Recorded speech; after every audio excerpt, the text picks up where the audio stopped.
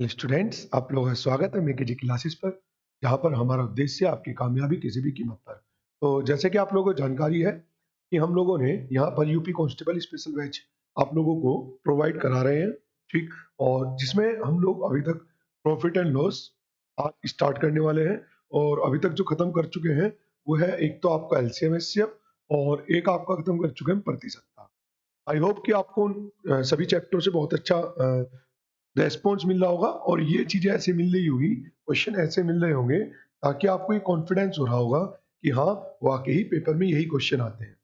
और इन सब वीडियो में हम यही कोशिश रख रहे हैं कि आपके कांस्टेबल में आने वाले जितने भी क्वेश्चन हैं वे सारे के सारे वो आपके बोर्ड पर कराएं। तो ये भी ध्यान रख रहे हैं कि एक भी क्वेश्चन उससे बाहर नहीं जाएगा और वाकई ही नहीं जाएगा। आपके 18-20 जो भी क्वेश्चन आएंगे सब इन्हीं वीडियो से आने वाले हैं। तो आज हम उसी श्रृंखला में शुरू करते हुए नया चैप्टर स्टार्ट करने जा रहे हैं, जिसका नाम है लाभ व हानि। बहुत सारे विद्यार्थियों को इस चैप्टर में बड़ी समस्या रहती है, तो इस चैप्टर को आज हम पूर्णतः निपटा देंगे, ठीक है ना। मतलब इसे अब कंप्लीटली इसके हर तरीके क्वेश्चन को हम यहाँ पर कराने वाले हैं जो आपके एग्जाम के हिसाब से बहुत ही ज्यादा महत्वपूर्ण है, ठीक है ना। एक सेकंड रुकते हैं, एक सेकंड क्वेश्चन।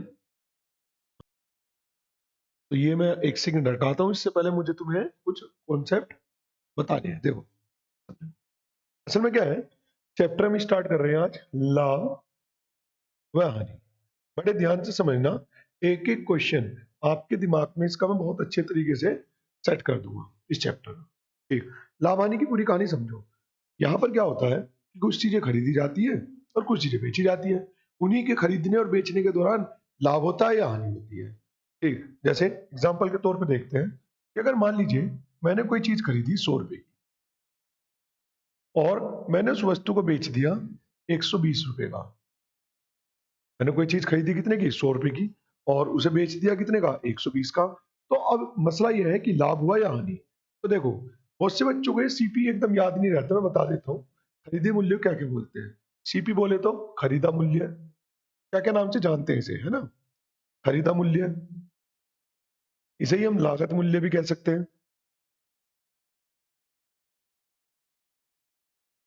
इसे ही हम अ, क्रय मूल्य भी कह देते हैं, क्रय मूल्य। और क्रय मूल्य को इंग्लिश में बोलते हैं कॉस्ट प्राइस। क्या बोलते हैं, कॉस्ट प्राइस। और यही कॉस्ट प्राइस शॉर्ट लैंग्वेज में बन जाता है क्या, सीपी। जैसे एसपी को बोलते हैं हम बेचा मूल्य, कि वस्तु कितने रुपए में बेची, बेचा मूल्य। इसे ही हम बिक्री मूल्य भी बोल देते हैं, बिक्री मूल्य। इसे ही हम विक्रय मूल्य भी बोल देते हैं, विक्रय, विक्रय मूल्य। और इसे ही हम सेलिंग प्राइस भी बोल देते हैं,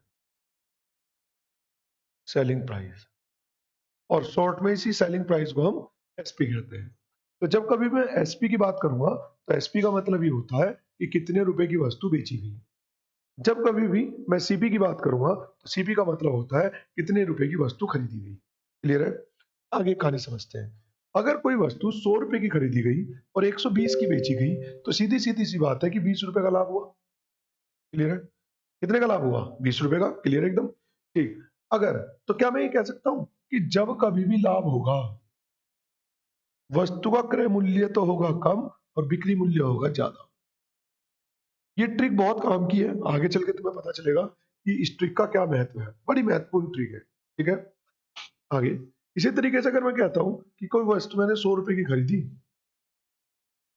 और 80 रुपए की बेच दी। कोई वस्तु मैंने 100 रुपए की खरीदी और 80 रुपए की बेच दी, तो इसका मतलब यह है, इसका मतलब यह है कि मुझे हुई है हानि कितने की, 20 रुपए की। तो क्या मैं कह सकता हूं कि सर हानि का मतलब होता है कि चीजें खरीदी तो महंगी है लेकिन बेची है सस्ती।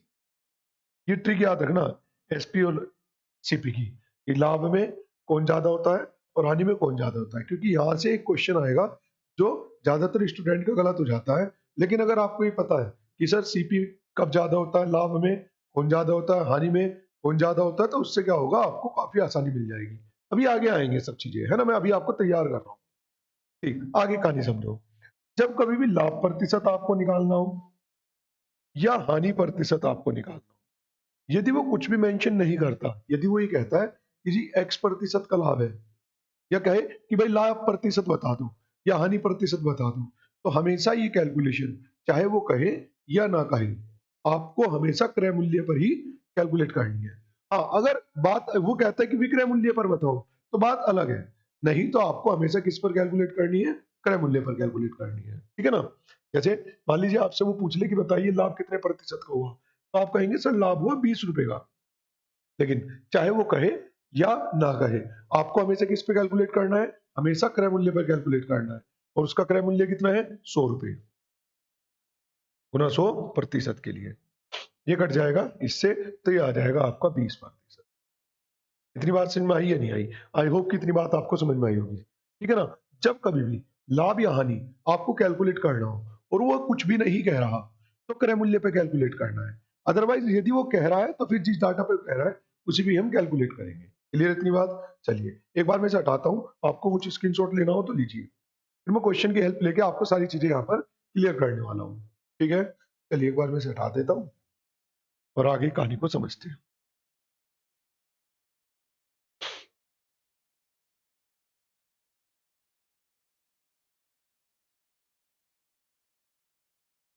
अच्छा, आप लोगों से थोड़ा सा ये अनुरोध है कि वीडियो के फीडबैक जरूर दिया करें सभी लोग, है ना? वीडियो के फीडबैक सभी लोग जरूर दिए। क्वेश्चन स्क्रीन पर लगा रहा हूँ मैं। ये रहा क्वेश्चन, देखो बड़े सिंपल से क्वेश्चन है और बड़ी शालीनता के साथ हम समझेंगे। उसने क्या कहा है? उसने कहा यदि क्रय मूल्य विक्रय मूल्य से 150 रुपए कम है। अब एक चीज समझो, क्रय मूल्य कम है विक्रय मूल्य से, अगर विक्रय मूल्य से कम है तो इसका मतलब हानि हुई होगी। ठीक, जैसे उसने क्या कहा है? उसने कहा क्रय मूल्य विक्रय मूल्य से कम है कितने रुपए? 150 रुपए। और याद रखना, क्रय मूल्य और विक्रय मूल्य का जो अंतर होता है, क्रय मूल्य और विक्रय मूल्य का जो अंतर होता है वही लाभ और हानि होता है रुपयों में। ठीक है जी। अब उसने कहा है कि क्रय मूल्य विक्रय मूल्य से 150 रुपए कम है। क्रय मूल्य कम है तो हानि हुई, तो मैं कह दूंगा 150 रुपए की हानि है। आगे क्या कह रहा है? और क्रय मूल्य विक्रय मूल्य से, अच्छा क्रय मूल्य कम है ना, ठीक, तो लाभ हो रहा है। ठीक, सस्ती खरीद रहा है और महंगी बेच रहा है। आगे उसने क्या कहा है? आगे उसने कहा है तथा लाभ 20% का होता है। लाभ कितना हो रहा है? 20%। अभी तो बताया मैंने आपको एक चीज, क्या कि अगर यदि आपको यदि आपको लाभ या हानि प्रतिशत कह दे बस, और कुछ मेंशन ना करे, वो कह दे लाभ प्रतिशत या हानि प्रतिशत, इसके अलावा कुछ और मेंशन करे ही ना, तो फिर वो डाटा हमेशा क्रय मूल्य पर कैलकुलेट होता है। याद रखना इस बात को, इस पर कैलकुलेट होगा क्रय मूल्य पर। जैसे ये जो 20% का लाभ है, क्या इस लाभ के साथ कुछ और मेंशन किया है क्या? बस उसने तो ये कहा है कि उसका लाभ 20% है, तो ये अंडरस्टूड है कि ये लाभ किस पर होगा? क्रय मूल्य पर। क्लियर इतनी बात? अब देखो, ये जो 150 रुपए है, अगर लाभ है तो लाभ को लाभ से कंपेयर करेंगे। लाभ से कंपेयर करने का मतलब सिंपल 20%। और यदि 150 रुपए विक्रय मूल्य होता, समझो मेरी बात को, यदि विक्रय मूल्य को कंपेयर करना है, विक्रय मूल्य को आपको रिलेट करना है, तो आपको 100 पर काम करना होगा। ये नियम याद रखिए, विक्रय मूल्य के लिए हमेशा 100 पर काम करना है और विक्रय मूल्य के लिए हमेशा 100 पर काम करना है, और लाभ हानि के लिए सिंपल जो भी परसेंटेज है उसी भी काम करते हैं। क्लियर है? जैसे उसने कहा है कि 20% का लाभ है, ये मैंने आपको बताया ना, लाभ हानि हमेशा किस पर होगी? क्रय मूल्य पर। और ये तो लाभ हानि है ना, ये 150 रुपए क्या है? लाभ। तो फिर आपको 100 पे काम नहीं करना है, 100 पर काम तब करना है, मतलब जैसे 20% का लाभ है, तो आपको अगर वो एसपी की बात कर रहा है, आपको जो वो डाटा दे रहा है वो एसपी है, ठीक, तो आपको 120% लिखना है। बट क्या ये एसपी है क्या? नहीं, तो ये तो लाभ है। ठीक, तो इसे सिंपल कैलकुलेट करेंगे कि सीपी का 20% जो है बराबर है 150 के। लाभ है तो सिंपल परसेंटेज से कैलकुलेट करेंगे। विक्रय मूल्य होता, लाभ होता, मतलब विक्रय मूल्य होता, तो 100 में जोड़कर या घटाकर 100 पर काम करते, सीधी सी बात। लाभ होगा तो 100 में जोड़ देंगे जैसे 120, और हानि होती 20% की तो 100 में से घटा देंगे। इतनी बात समझ में आ रही है? ठीक, चलिए ये कट जाएगा 5 बार, और इससे क्रय मूल्य आ जाएगा इसका 15 पंजे 75, बोले तो 750 रुपये आंसर। क्लियर है सर इतनी बात? इसका आंसर आ जाएगा ऑप्शन नंबर ए। धीरे धीरे सारी चीजें बिल्कुल बेसिक से स्टार्ट करूंगा, और जो आपके एग्जाम के लिए महत्वपूर्ण है वो सारे क्वेश्चन मैं आपको यहाँ पर कराने वाला हूँ। एक बार इसका स्क्रीनशॉट लीजिए, फिर नेक्स्ट क्वेश्चन पे चलते हैं। ये रहा अगला क्वेश्चन। ए, बी और सी ने इसी कारोबार में क्रमशः 13,000 रुपए, 17,000 रुपए और 5,000 रुपए का निवेश किया। वर्ष के अंत में उन्हें 1,400 रुपए का लाभ प्राप्त हुआ। बी का हिस्सा ज्ञात कीजिए। देखो ये क्वेश्चन थोड़ा साझेदारी का है, ठीक है ना। तो लाभ हानि में भी साझेदारी क्वेश्चन आ जाता है क्योंकि वहां पर भी तो लाभ ही है ना। ठीक, देखो सीधा सा फंडा है, उसने कहा है ए बी और सी ने 13,000 रुपए, 17,000 रुपए और 5,000 रुपए का निवेश किया। 13,000 रुपए, 17,000 रुपए और 5,000 रुपए का निवेश किया। ठीक, वर्ष के अंत में 1,400 रुपए का लाभ प्राप्त हुआ। एक वर्ष के बाद 1,400 रुपए का लाभ प्राप्त हुआ। एक चीज समझो, अगर सभी के लिए, जैसे ए का इन्वेस्टमेंट है, बी का है, सी का है, यदि इन सभी के लिए जो समय है वो बराबर है, क्या उस जैसे ये भी पूरे 12 माह तक ही निवेश कर रहा है, ये भी निवेश कर रहा है, ये भी निवेश कर रहा है, और ना ही बीच में पैसा लगा रहे हैं और ना ही बीच में पैसा निकाल रहे हैं, बस एक बार पैसा लगाया और एक बराबर समय के लिए उन्होंने इन्वेस्टमेंट कर दिया। तो होता क्या है, जो उनके इन्वेस्टमेंट का रेशियो है, जो उनके निवेश का अनुपात है, उसी अनुपात में लाभ को बांट दिया जाता है। उस अनुपात में जैसे एक 1,400 रुपए का लाभ है, देख लेते मेरे हिसाब से कितना है, ये हो जाएगा आपका 30 और 5 35। सिंपल, जिस अगर उसने इन्वेस्टमेंट की बात की है और यदि इन्वेस्टमेंट केवल उसने लगाया और बस बराबर समय के लिए लगाया, ना निकाला ना एक्स्ट्रा पैसे उसमें लगाए, तो उस कंडीशन में उनके निवेश के अनुपात में ही यहां पर बंटवारा कर दिया जाता है, जिसमें से 13 हिस्से ए को मिलेंगे, 17 हिस्से बी को मिलेंगे और 5 हिस्से सी को मिलेंगे। तो टोटल हो गया 35, 7 पंजे 35, 7 दूनी 14, एक का मान कितना आ जाएगा, 5 चौक 20, एक का मान आ जाएगा 40। पूछा गया है, बी का पूछा है, तो बी का कितना है 17, तो बी को 17 मिलेंगे, तो 17 के अकॉर्डिंग कितना आ जाएगा, 17 चौका 68, और यही आपका 680 ए ऑप्शन। क्लियर है, एक बार इसका स्क्रीनशॉट लीजिए। चलिए सर, किसी कारोबार में पी 3 माह के लिए 9100 रुपए, क्यू 2 माह के लिए 6825 रुपए और आर 5 माह के लिए 8190 रुपए का निवेश करता है।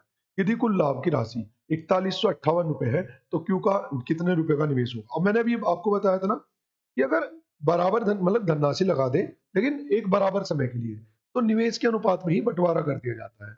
लेकिन इस क्वेश्चन में क्या किया है, इस क्वेश्चन में अलग अलग समय के लिए इन्वेस्टमेंट किया है, तो उसके लिए क्या फंडा है वो मैं आपको समझा रहा हूं।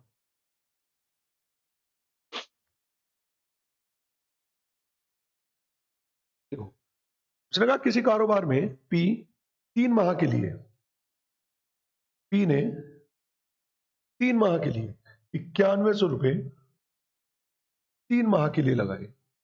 जब भी अलग अलग समय के लिए अगर इन्वेस्टमेंट कर रहा है तो आपको क्या करना है, कितने रुपए का इन्वेस्टमेंट है इनटू कितने समय के लिए है, 9100 रुपए 3 महीने के लिए गुना कर दी। ऐसी क्यू कितना 6825 रुपए का इन्वेस्टमेंट कर रहा है, कितने माह के लिए, 2 माह के लिए। ऐसे ही आर 8190 रुपए का इन्वेस्टमेंट कर रहा है, कितने माह के लिए, 5 माह के लिए। बात समझ में आई। यदि इन्वेस्टमेंट निवेश यदि निवेश किया तो गया लेकिन बराबर समय के लिए नहीं किया गया, तो फिर क्या करते हैं हम, कितने रुपए गुना कितने समय के लिए, कितने रुपए गुना कितने समय के लिए, कितने रुपए गुना कितने समय के लिए। क्लियर है, इसे डिवाइड करते हैं जी, किससे कट जाएगा, मुझे लगता है 5 से कट जाना चाहिए। ठीक, या आप मल्टीप्लाई कर लो, इसकी आपकी इच्छा है। जैसे 5 से काटता हूँ, 5 एकम 5, बचा कितना है 4, 5 अठे 40, 5 दूनी 10, 0। 5 से काटते हैं, 5 एकम 5, 5 तिया 15, 3 बचा, 5 छंग 30, 5 पंजे 25। 5 से काटते हैं, 5 एकम 5, बचा 3, 5 छंग 30, बचा 1, 5 तिया 15, 5 अठे 40। अभी भी कटेगा, किससे कट जाएगा, 2 से कट जाएगा, 2 से काटते हैं, 2 से ही कट जाएगा, 2 से कट जाएगा 910। अच्छा, ऐसे काटने से ना आप कैलकुलेशन से बच जाते हो, है ना। 2 से काटते हैं 8, 2 एकम 2, 2 नम 18। ठीक, अभी भी कट जाएगा, मुझे लगता है 3 से चेक कर लेते हैं, 6 3 9, हाँ 3 से कट जाएगा, 3 से भी कट जाएगा, 3 चौक 12, बचा कितना है 1, 3 पंजे 15, 3 पंजे 15 और 3 से कट जाएगा 3 दूनी 6, 3 7 21, 3 तिया 9। अभी किससे कटेगा चेक करते हैं। ठीक, ये कट जाएगा 7 और 3 10 और 2 12, और ये 9 और 1 10, ये तो नहीं कटेगा, ये भी नहीं कटेगा। ठीक, तो ऐसे ही छोड़ देते हैं। कितना बैठ रहा है 910, हालांकि चाहे कट जाए लेकिन जितना अपने दिमाग में आ रहा है स्टार्टिंग में उतने से ही हम काम कर लेते हैं। 455 और इसकी गुना करेंगे 5 से 15 हासिल को 1 और कितना बैठेगा 7 पंजे 35 और 1 36 3 5 दूनी 10 और 3 13 यानी कि जो लाभ बांटा जाएगा वो इस अनुपात में बांटा जाएगा। अच्छा 5 से भी कट जाएगा अभी तो काट देते हैं 5 से काटेंगे 5 ही कम 5 बचा 4 5 अठे 40 5 दूनी 5 से काटते हैं 5 निम 45 5 ही कम 5 5 से काटते हैं 5 दूनी 10 5 3 आ गया 5 सत्ते 35 5 तिया 15 अभी भी कट जाएगा मुझे लगता है 91 से। ठीक तो 91 से कट जाएगा 2 बार 91 से कट जाएगा 1 बार और 91 से कट जाएगा 3 बार खत्म हुई बात। तो 2 अनुपात 1 अनुपात 3 के अनुपात में धनराशि का निवेश करना है। उसने कहा यदि कुल लाभ 4158 रुपए है यानी कि 4158 4158 रुपए का। ठीक मेरे हिसाब से टोटल लाभ है तो टोटल से ही कंपेयर करेंगे जिसके मुझे 3 और 1 4 और 2 6 टुकड़े करने हैं। प्रत्येक टुकड़े में कितना आ जाएगा 6 छंग 36 बचा कितना है 5 यानी कि 55 6 निम 54 6 तिया 18 एक का मान आ गया 693। उसने पूछा है कि बताइए किसका क्यू का हिस्सा कितना है 1 और 1 की वैल्यू कितनी आ गई 693। गुणा भाग करनी पड़ेगी कभी गुणा भाग बहुत आसान आ जाती है और कभी करके देखनी ही पड़ती है प्रॉपर तरीके। बट जो मैं समझाना चाह रहा हूँ उस चीज तक पूछे क्या कि अगर उसने इन्वेस्टमेंट दिया और उसने कहा कि बराबर समय के लिए निवेश कर दिया तो जो उनके इन्वेस्टमेंट का रेशियो है उसमें ही डिवाइड कर देंगे। लेकिन अगर उसने अलग अलग समय दिया है तो फिर हम क्या करेंगे कितने रुपए का निवेश करा गुना कितने समय के लिए कितने का निवेश किया गुना कितने समय के लिए कितने का निवेश किया गुना कितने समय के लिए। इसके लिए इसके बाद क्या करेंगे आप इसके बाद आप इनका एक अनुपात बना लेंगे रेशियो और फिर उसके बाद इस क्वेश्चन को उसी अनुपात में लाभ या हानि को बंटवारा कर देंगे। क्लियर इतनी बात। एक बार इसका स्क्रीनशॉट लीजिए फिर अगले क्वेश्चन पर चलिए सर। क्वेश्चन नंबर 4 रमन मनन तथा कमल साझेदार है तथा एक व्यापार में निवेश करते हैं। रमन कुल निवेश का 2/5 भाग मनन कुल निवेश का 3/8 भाग निवेश करता है। क्रम से रमन मनन तथा कमल के लाभ का अनुपात। बहुत सिंपल है ये क्वेश्चन आपके कॉन्सेप्ट मतलब कांस्टेबल के एग्जाम के अंदर अति महत्वपूर्ण है क्योंकि ये फ्रैक्शन वाले जो क्वेश्चन आ रहे हैं ना ये मैं देख रहा हूँ कि पिछले पेपरों में मतलब पिछले 2-3 साल के पेपरों से 1-2 क्वेश्चन जरूर आता है जरूर मतलब जरूर। उम्मीद है कि उन्हीं 2-3 साल की इस क्रम श्रृंखला में ये क्वेश्चन आप लोगों के भी एग्जाम में देखा जा सकता है। देखो रमन मनन और कमल साझेदार है तथा व्यापार में निवेश करते हैं। रमन कुल निवेश का देखो बिल्कुल सीधा सा तरीका बताऊंगा। रमन ने कुल निवेश का 2/5 निवेश किया। मनन ने कुल निवेश का 3/8 हिस्सा निवेश किया।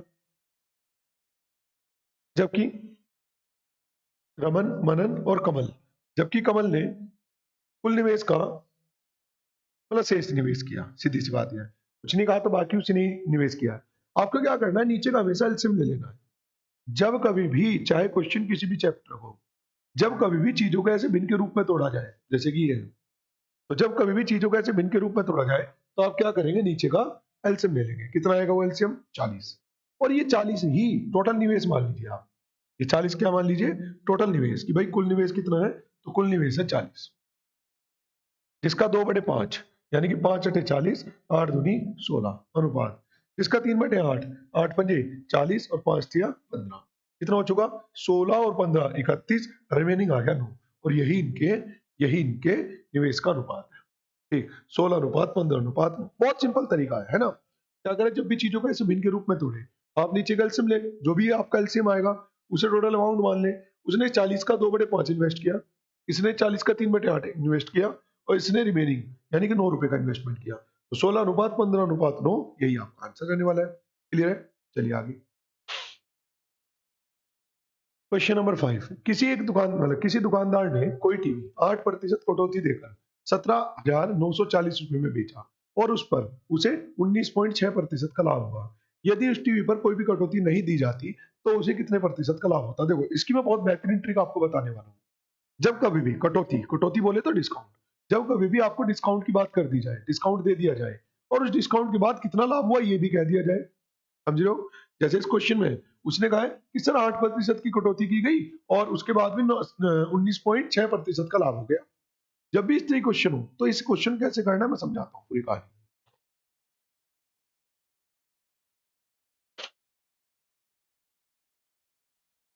समझना भाई पूरी कहानी क्या है।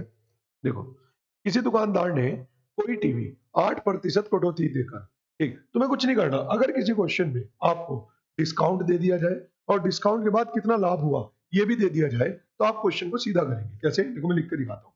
आपको ओरिजिनल वैल्यू की जरूरत है ही नहीं, है ना। इस क्वेश्चन के अंदर 8% की कटौती के बाद उसे लाभ हो गया कितने का, 19.6 का। ठीक, तो आप सीधा लिखो। अच्छा ये ध्यान रखना, लाभ या हानि हमेशा क्रय मूल्य पर होती है और डिस्काउंट हमेशा अंकित मूल्य पर होता है। समझो, लाभ या हानि हमेशा किस पर होती है, क्रय मूल्य पर, और डिस्काउंट हमेशा यानी कि छूट हमेशा किस पर होती है, ये होती है हमेशा एमपी पर। दूसरी बात, जब भी डिस्काउंट घटा दिया जाए, यदि एमपी में से जो भी उसका अंकित मूल्य है उसमें से अगर मैं डिस्काउंट घटा दूं, तो डिस्काउंट घटाने के बाद जो वैल्यू आती है उसे हम बोलते हैं विक्रय मूल्य।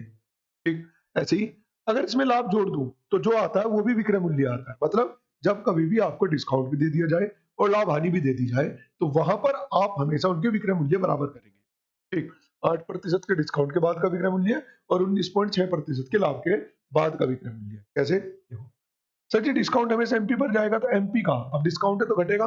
ठीक, और मैंने कहा ना विक्रय मूल्य के लिए आपको हमेशा, विक्रय मूल्य के लिए आपको हमेशा 100 पर काम करना है। ठीक, यानी कि एमपी का 92%, 8% है ना माइनस, तो इसी वजह 100 में से घटाएंगे तो कितना आ जाएगा, 92 बराबर। सीपी, लाभ हानि हमेशा सीपी पर होती है। अब ये लाभ है तो 100 पर काम करेंगे, 119.6%। ये कट जाएगा इससे, पॉइंट हटाएंगे, एक जीरो इधर शिफ्ट कर देते हैं। ठीक, और इसे डिवाइड करते हैं जी, किससे कट जाएगा ये कट जाएगा मुझे लगता है 4 से, 4 दूनी 8, 4 ते 12, जीरो, 4 से कट जाएगा, 4 दूनी 8, 4 नम 36, 4 नम 36। ठीक, तो एमपी अनुपात सीपी, ठीक, एमपी अनुपात सीपी कितना आ जाएगा, 299। अच्छा किसी का भी अनुपात जो होता है ना उसके सामने होता है, जैसे 299, सीपी के सामने क्या है, 230, तो अनुपात 230। अब वो कह रहा है यदि कोई भी डिस्काउंट ना दिया जाए, समझो, यदि कोई भी डिस्काउंट ना दिया जाए यानी कि वस्तु को 299 रुपए की ही बेची जाए तो उसे कितने प्रतिशत का लाभ होगा। तो सीधी सी बात समझो ना, क्रय मूल्य कितना है 230, अंकित मूल्य कितना है 299, कितने का लाभ हुआ, कितने का हुआ 69 का, कितने पर। और मैंने कहा ना हमेशा जब भी लाभ या हानि का प्रतिशत कैलकुलेट करना हो तो वो हमेशा सीपी पर कैलकुलेट होगा। तो 69 रुपए का लाभ हुआ कितने पर, 230 पर, गुना 100% के लिए। एक जीरो से एक जीरो कट गई, 23 से कट जाएगा 3 बार, तो ये आ जाएगा आपका 30%। बात समझ में आई या नहीं आई। ठीक, तो कितना आ जाएगा 30% बोले तो डी। ठीक है, यहाँ पर कोई कंफ्यूजन हो तो बताओ किसी को। चलिए एक बार ऐसे लिखो, फिर आगे चलते हैं। ठीक, नेक्स्ट क्वेश्चन देखते हैं। नेक्स्ट क्वेश्चन आने वाला है क्वेश्चन नंबर 6। कोई व्यापारी किसी किस्म के 20 किलोग्राम चावल 14 रुपए प्रति केजी की दर पर और एक अन्य किस्म के 40 किलोग्राम चावल 10 रुपए प्रति किलोग्राम की दर पर खरीदता है और उन्हें मिला देता है। उसका 1/3 भाग वह 12.5 रुपए प्रति केजी की दर पर बेचता है, तो शेष मिश्रण वह किस दर पर बेचे ताकि संपूर्ण परिव्यय पर उसे 25% का लाभ हो। बढ़िया क्वेश्चन है, काफी सारी चीजें आपको यहाँ पर सीखने के लिए मिलने वाली। ठीक है ना, देखो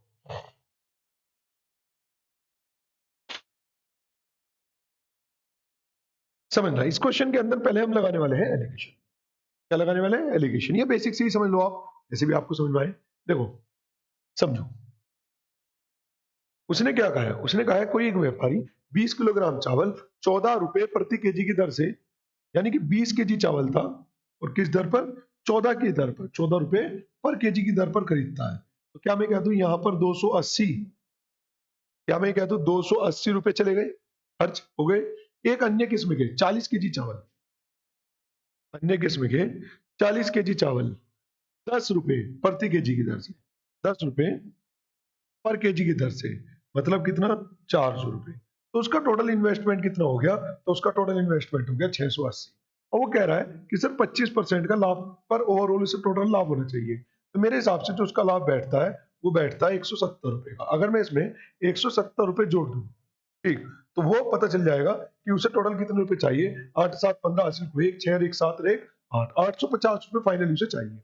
अब आगे कहानी की बात करते हैं।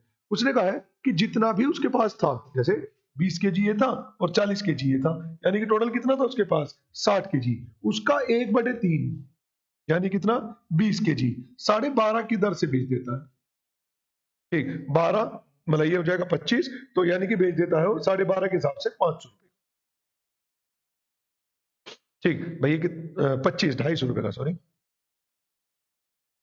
कितने का बेच देता है 250 रुपए का। तो यानी कि बाकी उसे कितने रुपए चाहिए, उसे बाकी चाहिए 600 रुपए। बाकी से भाई 850 रुपए चाहिए टोटल, 250 से मिल चुके 20 केजी पर, तो रिमेनिंग कितने केजी बचा? 40 केजी पर। उसे कितने चाहिए? 600। तो बाकी कितने का बेचना होगा? तो बाकी बेचना पड़ेगा 15 रुपए पर केजी की दर से। आंसर बताओ इसमें कोई मसला किसी को? हाँ जी, बताइए इसमें कोई मसला किसी को? 15 रुपए पर केजी। ठीक है जी, चलिए आगे। इसमें कोई डाउट? सी ऑप्शन आपका आंसर आ जाएगा। क्वेश्चन अच्छा है, ठीक।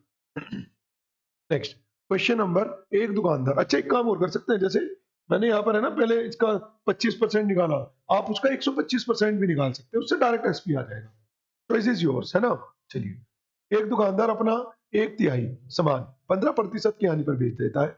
शेष सामान उसे कितने प्रतिशत लाभ पर बेचना होगा, जिससे पूरे सौदे पर 10% का लाभ हो? एलिगेशन, इसमें तो एकदम साफ साफ एलिगेशन लगाएंगे। समझना जरा चीजों को, जब भी वो चीजों को है ना दो भागों में तोड़ दे, तो आप कोशिश करें कि एलिगेशन की तरफ को शिफ्ट करें, ठीक है ना। बेहतर रहोगे, मतलब बेहतर रहेगा हमेशा, है ना। देखो उसने कहा है, एक दुकानदार ने अपना 1/3 सामान 15% हानि पर बेच दिया। ठीक, यानी कि तीन तीन वस्तुएं थी, 1/3 का मतलब है, समझो कि उसके पास कितनी वस्तुएं थी? 3 वस्तुएं थी। और उनमें से, उन 3 वस्तुओं में से उसने 1/3 मतलब एक वस्तु 15% की हानि पर बेच दी। ठीक, तो मैं कह दूं कि सर उसने अपनी वस्तुओं को दो कैटेगरी में डिवाइड कर दिया, पहली और दूसरी। पहली पर 15% की हानि हुई, हानि है तो माइनस करते हैं एलिगेशन में। दूसरे पर लाभ हानि प्रतिशत बताना है, जबकि संपूर्ण व्यापार पर क्वेश्चन के अकॉर्डिंग 10% का लाभ होना चाहिए। यहाँ पर लिखते हैं क्वांटिटी, यानी कि पहले वाली क्वांटिटी में एक वस्तु रखी और दूसरे वाली क्वांटिटी में टोटल दो रखी। टोटल कितनी थी? 3, जिसका 1/3 उसने यहाँ पर बेच दिया, यानी कितनी वस्तु? एक वस्तु बेच दी। बाकी कितनी बची? दो वस्तु, यहाँ पर दो रख देते हैं। ऐसे तिरछा करके घटा लेते हैं, ऐसे तिरछा करके घटा लेते हैं।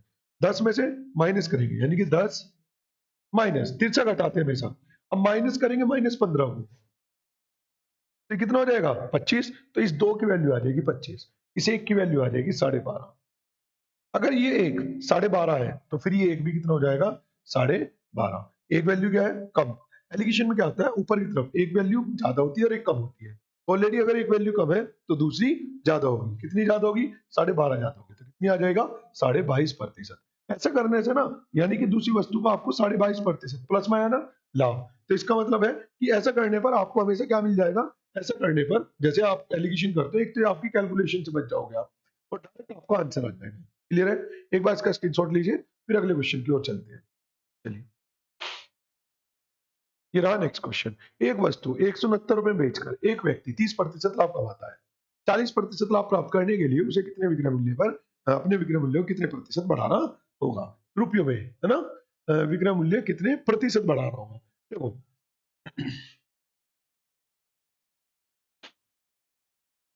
उसने कहा एक वस्तु 169 रुपए में बेचकर एक व्यक्ति 130 मतलब 30% का लाभ कमाता है। मेरी बात को समझो, जैसे 169 जो आपको दिया गया ना, ये 169 रुपए, ये तो आपको क्या दिया गया? बिक्री मूल्य दिया गया, सेलिंग प्राइस। अब अगर सेलिंग प्राइस है तो सेलिंग प्राइस को हम एसपी से ही कंपेयर करेंगे। समझ पा रहे हो बात को? ठीक, लेकिन इस क्वेश्चन करने के लिए इतनी जद्दोजहद करने की जरूरत नहीं है। ठीक, ये क्वेश्चन और भी आसान है। देखो कैसे, आप ऐसे समझो, किसी वस्तु का क्रय मूल्य 100 रुपए था, और उस वस्तु को जब बेचा जा रहा था पहले, तो वो बेचा जा रहा था 30% लाभ पर, यानी कि 130 रुपए। ठीक, उसी वस्तु को वो चाहता है कि 40% के लाभ पर बेचे। ठीक, तो यानी कि उस वस्तु को बेचना पड़ेगा उसे कितने का? 140 रुपए। इतनी बात समझ रहे हो? ठीक, पहले वस्तु बेची जा रही थी 130 की, लेकिन अब बेचना होगा कितने का? 140 का। तो लाभ हो जाएगा सर कितने का? 10 का। और ये लाभ किस पर होगा? उसने कहा है ना, लाभ नहीं, उसने कहा है कि विक्रय मूल्य को कितने प्रतिशत बढ़ाना होगा। तो पहले विक्रय मूल्य कितना था? 130। अब कितना है? 140। तो विक्रय मूल्य कितना बढ़ाना पड़ेगा? 10। कितने पर? 130 पर, गुना 100% के लिए। ये कट जाएगा इससे, और इसे कैलकुलेट करेंगे तो ये आ जाएगा 7 सही 9/13% आंसर। 7 सही 9/13। अब 7 वाला एक ही ऑप्शन है, 7.69। क्लियर है? अगर प्रतिशत, देखो सीधी सी बात, ये नियम बांध लो एकदम। जब कभी भी अगर वो सारा डाटा प्रतिशत में आपसे करवा रहा है ना, कि भाई प्रतिशत लाभ बताओ या प्रतिशत में, तो आप ओरिजिनल वैल्यू पे हाथ भी मत लगाओ, केवल परसेंटेज से ही क्वेश्चन करो और आपका परसेंटेज आंसर आ जाएगा। जैसे 169 रुपए मैंने कहीं लिखा है, कहीं नहीं लिखा, जरूरत भी नहीं है। ठीक, समझ रहे हो? उसकी जरूरत भी तो नहीं है। ठीक, चलिए एक बार इसे करें फिर आगे चलते हैं। चलिए जी।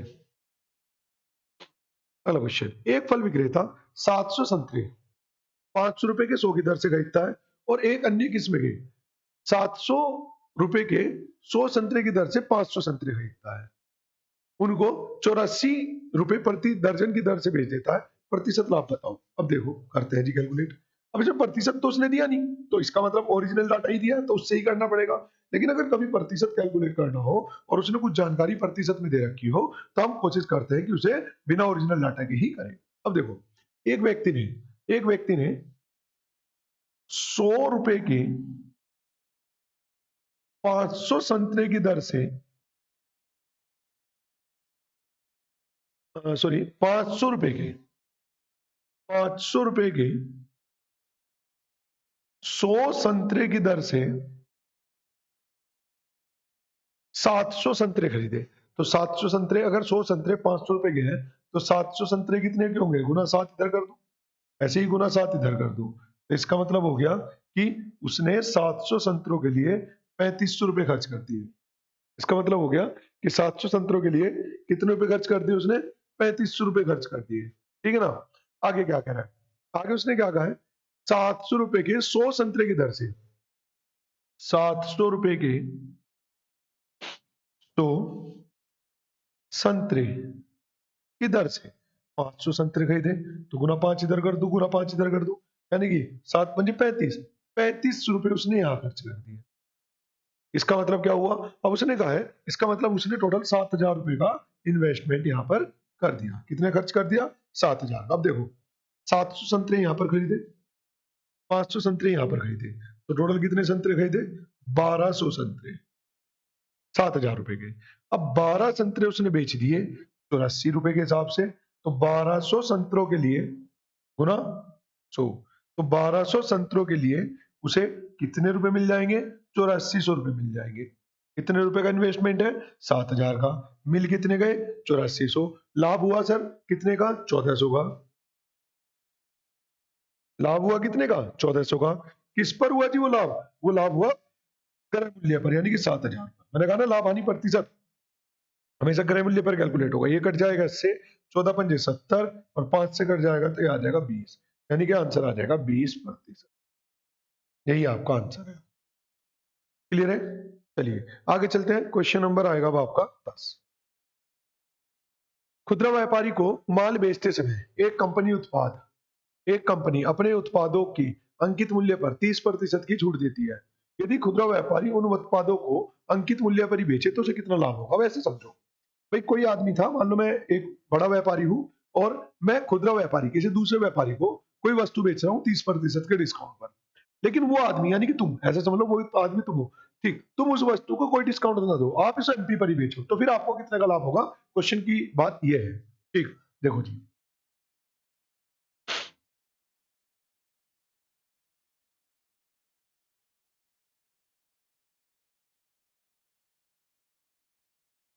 देखो जी, समझो जरा बात को। खुदरा व्यापारी को माल बेचते समय एक कंपनी उत्पाद के अंकित मूल्य पर 30% का छूट देती है। देखो, यानी किसी वस्तु का एमपी अगर 100 रुपए है, तो उस पर 30% की छूट दी जाती है। बोले तो वस्तु को जो बेचा जा रहा है, ठीक, वो 70 रुपए का बेचा जा रहा है। लेकिन जिस आदमी ने 70 रुपए की खरीदी, मतलब उस आदमी के लिए तो सीपी हो गया ना, खरीदने वाले के लिए तो, ठीक, बेचने के वाले के लिए हो सकता है कि एसपी हो। अब वो आदमी इस वस्तु को अंकित मूल्य पर ही बेच रहा है, जिसने 70 की खरीदी ना, वो इसे बेच रहा है बिना किसी डिस्काउंट के, यानी कितने रुपए की? 100 रुपए की। तो वो कह रहा है इसे कितने का लाभ होगा? तो कितने का लाभ हो जाएगा सर? 30 का। कितने पर होगा सर? 70 पर। गुना 100% के लिए ये कट जाएगी 1 जीरो से 1 जीरो, और ये कितना आ जाएगा आपका? 14 42, 42 से ही 6/7% आंसर।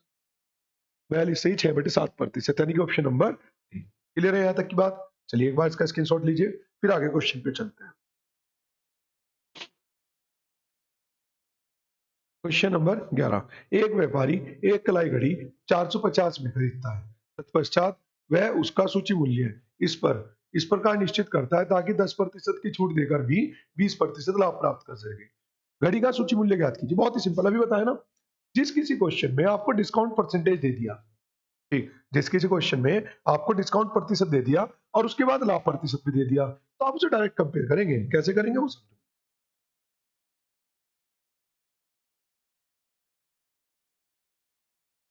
देखो, एक व्यापारी एक कलाई घड़ी 450 में खरीदता है, यानी कि व्यापारी के लिए जो उसका सीपी है वो कितना है, 450।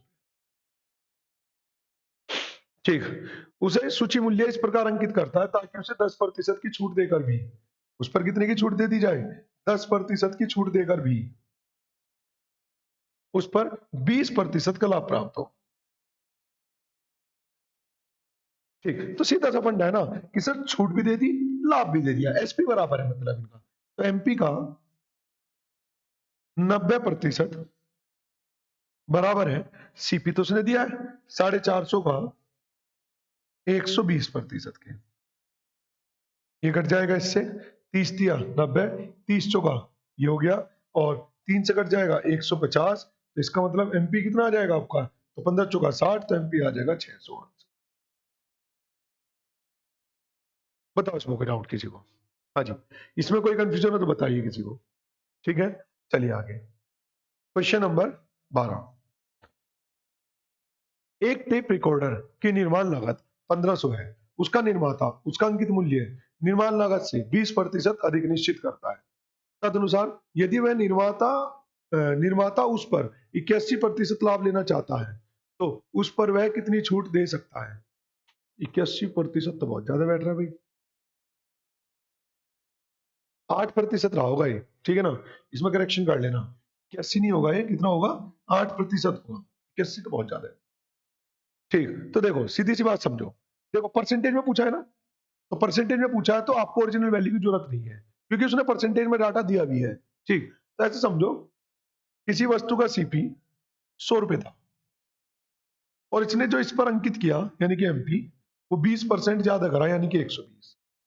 ठीक है, वो क्या कह रहा है, यदि वह निर्माता उस पर 8% का लाभ लेना चाहता है, अब लाभ तो वो अपने सीपी पर लेगा ना, उसने कहा 8% का लाभ लेना चाहता है, 81 की जगह 8 कर लेना भाई, तो यानी कि वस्तु को बेचा जाएगा 108 का। अच्छा, लाभ हानि मैंने बिल्कुल स्टार्टिंग में वीडियो में बताई आपको, जब कभी भी लाभ हानि की बात होगी तो लाभ हानि हमेशा क्रय मूल्य पर कैलकुलेट होगी। ठीक, तो वो कह रहा है वो उस पर कितना डिस्काउंट दे सकता है, तो कितना डिस्काउंट दे सकता है, 120 वाली वस्तु 108 रुपए में बेची गई, तो कितना डिस्काउंट दे सकता है, तो 12 रुपए का डिस्काउंट दे सकता है, कितने पर, 120 पर, गुना 100% के लिए। ये कट जाएगी 0 से 0, 12 से 12, तो कितना आ जाएगा, 10%। बात समझ में आई? ठीक है, चलिए तो बस आज की क्लास यहीं पर तक रखते हैं, आज की क्लास को करते हैं यहीं पर समाप्त। जो क्वेश्चन यहाँ पर कराए गए उन्हें एक बार वीडियो में दोबारा से जरूर देख लेना अच्छे से, क्योंकि जो क्वेश्चन मैं आपको करा रहा हूँ वही आपके एग्जाम में एज इट इज मिलने वाले हैं, उससे बाहर एक क्वेश्चन भी नहीं मिलेगा, ये मेरा वादा है।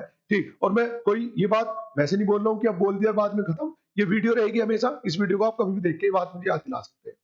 ठीक है, तो चलिए करते हैं आज की क्लास को यहीं पर समाप्त, लेते हैं अलविदा, तब तक के लिए जय हिंद, जय भारत। अच्छा हाँ, फीडबैक फीडबैक जरूर दीजिए भाई वीडियो के अंत में, जरूर सभी को, है ना। चलिए तो करते हैं समाप्त।